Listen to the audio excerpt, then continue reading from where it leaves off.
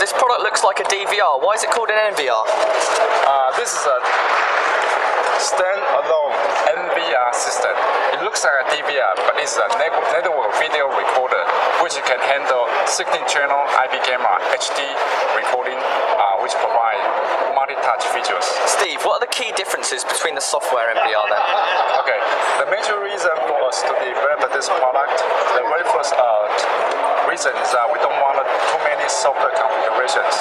Second, we would like to provide end-user easiest to use capability.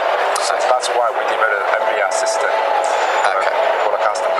No worries. Why did you implement such touchscreen technology? We study the industry. We feel a need. Most of the time, the operators sitting in front of a panel, and normally people would like to operate the system. So we feel that we study the industry. We feel that it's very easy for user to operate the system. So Steve, what applications do you see this being used on? For many cases, a system might be consist of 3 to 5 NVRs, 16-channel NVR system. So that's why we focus on this kind of system architecture.